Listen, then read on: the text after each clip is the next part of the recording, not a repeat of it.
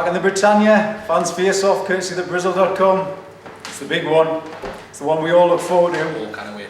The one where the adrenaline starts to kick in. Super confident. They're always the same. We don't want to dwell too much on last weekend. Well, I certainly don't. So, I do.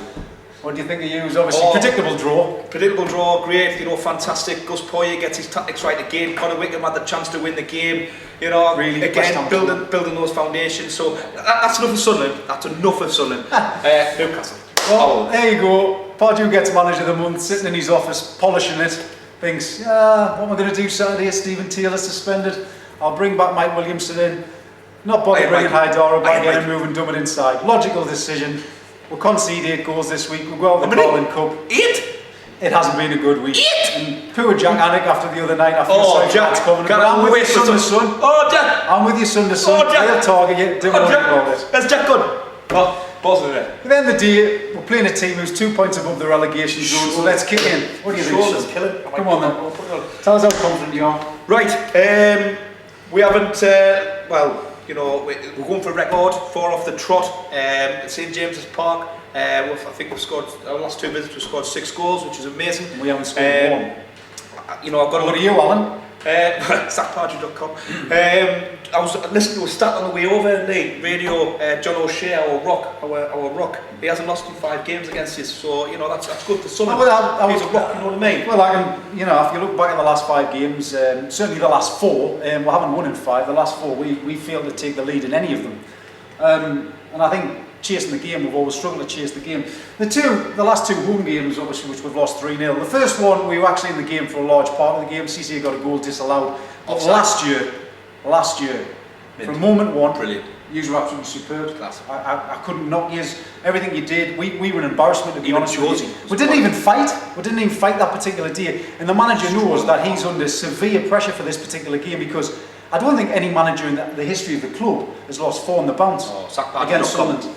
So it's a massive game. It's a massive game. It's a huge game for Sunderland, and you know, Poyet's coming out this week, and he's talking about transfers and stuff, and he hasn't got players to unlock defences. I think that's a bit of mind games, because I think we've got the likes of Ricky Alvarez, who was on last week, and I must say this, Lee, he's our key, what I'd call a luxury player. We haven't had a player like in his ability since Session, so he's potentially playing with his mind a bit, and maybe it's Rodwell who's trying to come into the game, and Jackarini maybe back. So I think it's a bit of reverse psychology on Poyet's side. Well, for me, with us, I think, like I said, yeah, I think the biggest problem for us is we found a winning formula, or the manager stumbled on a winning formula, and he's kind of changed it over the last couple of games. There wasn't a lot he could have done the other night in the cup tie, because yes, we did have a lot of players missing, but the way we're set up, I hope he goes with 3 in midfield, at either Sissoko or Colback. Teodie or a bit, and if a bit fit, I would play him in there. Cut him all. And please God, do not start playing Perez on the wing. The guy's been absolutely superb as a centre forward. John O'Shea and Wes Brown will not like his movement. He's come up against the best. Do not play him as a winger. He's a rock, John O'Shea. And certainly, bring Stephen Taylor back in and move Dummett inside. You know it makes sense, Alan. In the town this weekend, we've got to be all buddies. Look at the love. Look at it.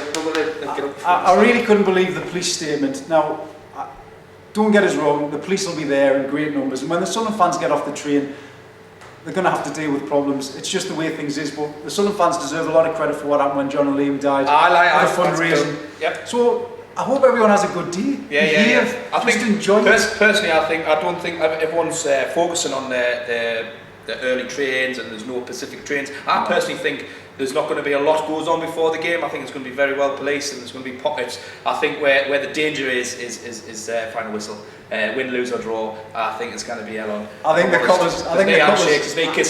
coppers will be hoping for a Newcastle win, because to be honest with you, well, Sunderland win every time. So you know, our fans have been absolutely disgraced the last few years when we've lost the game, punching horses and shit like that. So been pretty embarrassing. What's your predictions then, Lee? What do you feel in your heart of hearts that's going to happen on Sunday? Well, after the last couple of years, with a home game, you would think, be full of beans, but I think our home record against you is worse than when we play away. I think we've got a better record at your place. But it's a home game. The players have got to be up for it. We've been poor in the last couple. And if the manager's got out of bound, he would have showed them last year's game, because we're an absolute disgrace. But I think they'll come out with winners 2-1. I think Sunderland 3-0, it's what we do, you know what I mean? St James's Park, 3 goals. I think we've got the quality, I think we've got the goalkeeping situation, I think we've got to play on that, we've got to pepper the box even though we haven't done that all season. But again, Sunderland 3-0. Jack Colback with a winner. Sackcardio.com. Great.